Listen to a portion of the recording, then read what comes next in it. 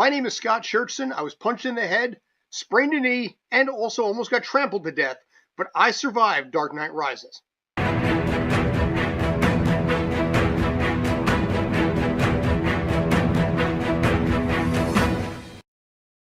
What's going on? Like I said, my name is Scott Churchson, and I was one of the originally 1,100 people that was part of the giant march scene at the end of Dark Knight Rises from 2012.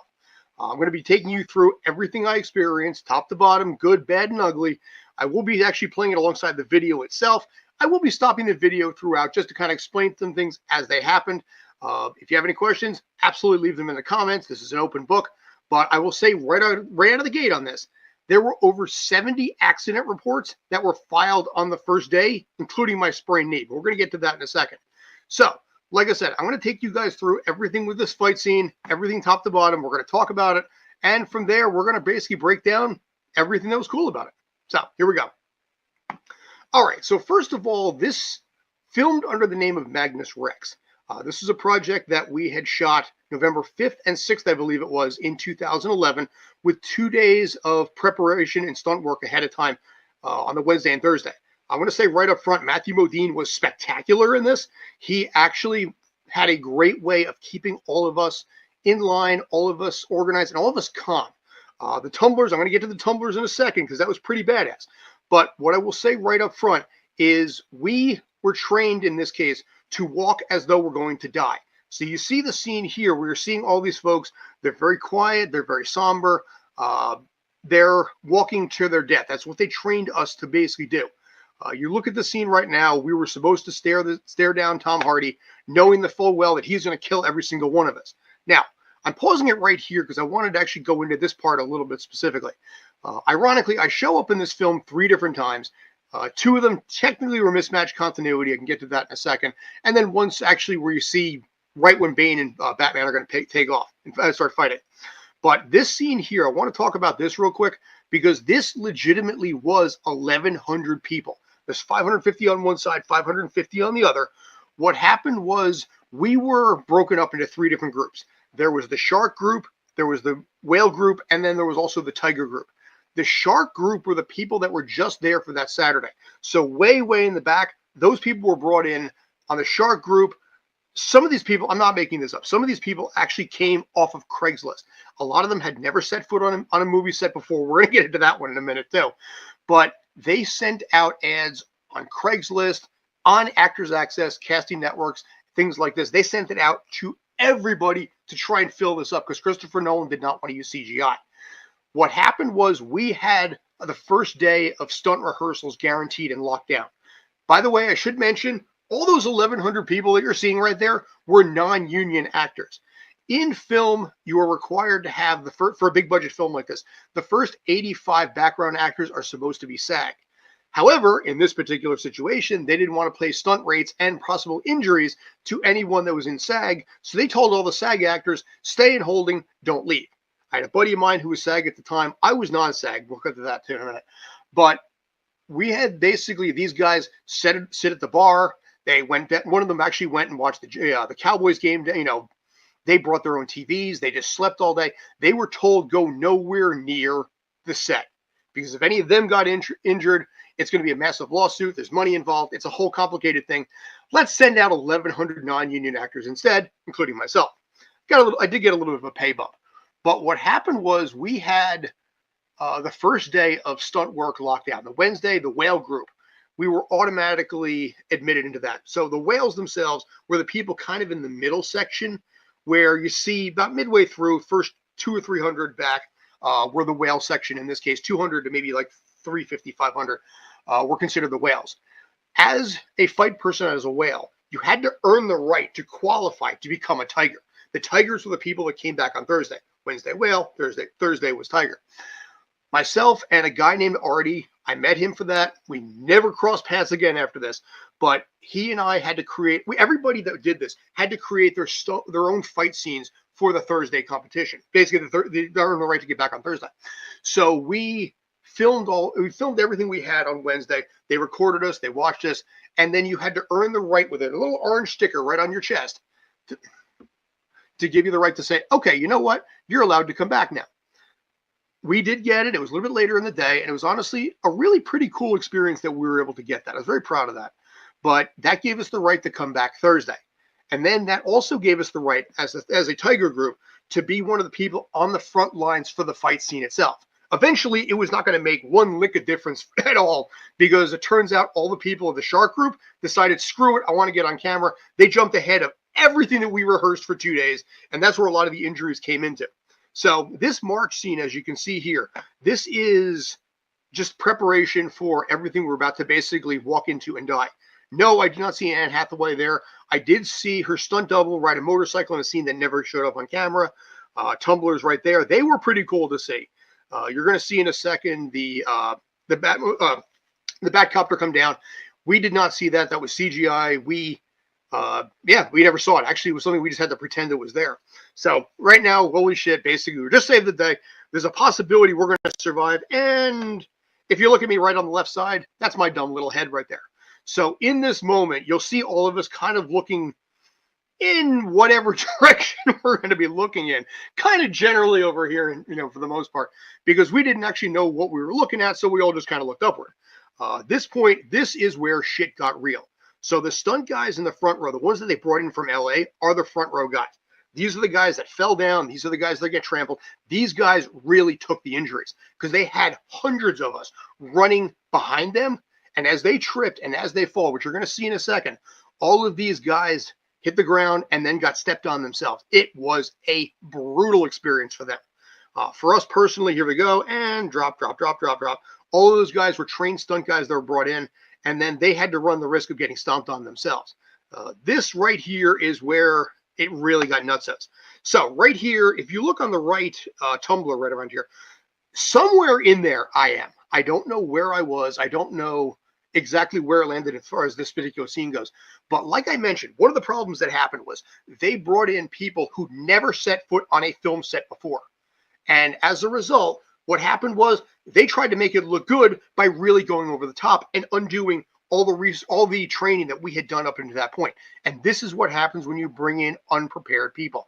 I've had stunt work in the past where I've had untrained people, and they try to make it look good. And in the process, you're dodging punches for real. And I did get punched in the head. But the real problem happened right at this point here. I do not know. To this day, I don't know what happened. I don't know how it happened.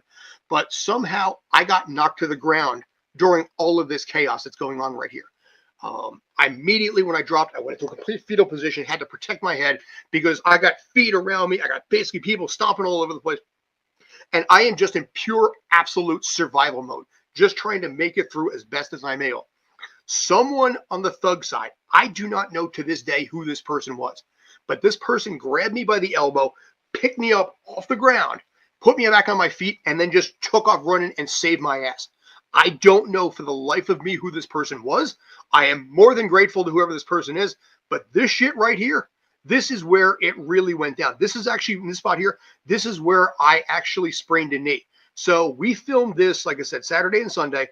This part here where you see all the fighting going on, Bane, the dudes he's kicking the crap out of right here, were stunt people that were brought in from LA. Those were not us. But what ended up happening is I had a guy, and it was a complete accident. I'm not angry with him at all. But I had a guy inadvertently fall over, and his shoulder went right into my kneecap, and my knee just went boom, just like that, and it sprained the knee. It took about 3 weeks for my knee to heal on that, and that was at the end of the first day. So we had these fight scenes here. This was predominantly done mostly on Sunday. There was a little bit of it on Saturday here, but the stuff that we had done, the big in-tight fight scene, you're going to see my ass in about a second, but this scene right here. So you came back to die with your city? No, I came back to stop you. I just like that scene. I love the sound of that. That's one of the greatest quotes of all time for me. But if you look on the left side, that is actually me over there. I believe this particular scene was shot at the second day, because by that point we had already had to redo our fight choreography in order to be able to match the fact that I had the knee damage. Like I said, in this case, it took 3 weeks for that knee to heal. The end of the Saturday, we had to walk back to wherever we had to go, basically get home, and then immediately in like an hour after I got home, I had to turn around and go right back. Now this was filmed over in Wall Street. I'm in Jersey, so I had to actually get on the PATH train. I had to take the train back, rest up for a little bit, and then immediately flip back around. I had a 1 mile walk back to the PATH train in order to get back to Jersey because I got lost on the way. So here I am with a sprained knee, struggling to walk. I'm holding on to various things, just trying to get through, and I'm like, fuck all. There is no way in hell I am not missing the second day. There's no way I'm missing this second day here because right now this is already one of the coolest experiences of my life. I'd only been in the industry for about a year at that point, and this is only the second stunt thing that I ever did. The first one was a commercial for a TV show that I think it was on AMC called Breakout Kings. The only thing memorable about that was the fact that the butt of an M16 rifle hit me right in the chin, and again, inexperienced stunt people. This was filmed on the Sunday, but all the stuff that you're going to see later, basically when they're going up the stairs, where's the trigger? Where is it? All of that was actually done in Pittsburgh prior. So when they blew up Heinz Field, they did all of that at the same time. So this point here, this is the stuff that was shot previously. We never had any involvement. I'm just going to let it run just because it's really kind of badass still to this day. But this was something that we had, like I said, over 70 accident reports filed from all the injuries that took place. Again, so many people were untrained. So many people had no experience. You had people that were on there that Saturday that came in through Craigslist, and they're running by the camera looking like this. And it pissed off Christopher Nolan so freaking much because we're running for our lives. We're trying to survive. And you got these dumbass people that are sitting there being like, I'm on camera, look at me, as they're running by. And it was pissing him off. It was pissing off the stunt coordinators. Christian Bale was a fantastic dude. Tom Hardy, we never talked to Tom Hardy, but Christian Bale, and this was awesome. Christian Bale talked to us like Batman. How are you doing? You okay? Everything all right? I know you're doing a lot of work here. I'm proud of you guys for this. I appreciate it. And it was like, because this is this is freaking Batman. And we went through all of this. We went through about 13 hours a day on this.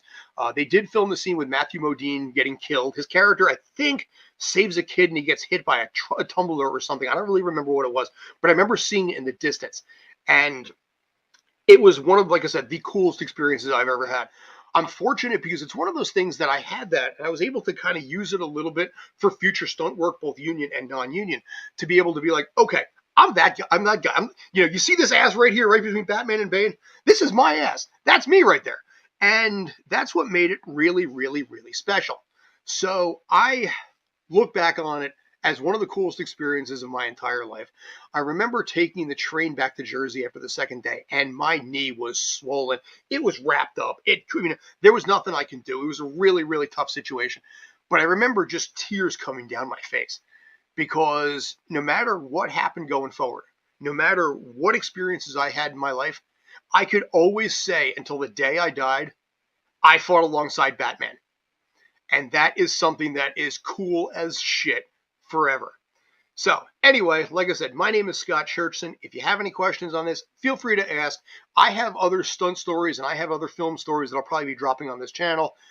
Singing backup on Greatest Showman was in there. My experiences on Boardwalk Empire. Various things all the way through.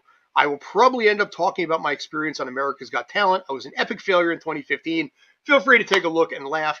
I was not portrayed in the best of lights, I guess we'll call it in that case. But if you have any questions, by all means, drop me a message on this. We're part of the Streampunk umbrella, so not just Streampunk Reacts, but also cinema, where me and other actors talk about our experiences and what we've been through. We talk about movies and things of this as well, plus sports, plus soccer. I cover Major League Soccer. So whatever you guys want, at the end of the day, we're here to work for you. Anyway, I'm Scott Churchson from Streampunk Entertainment.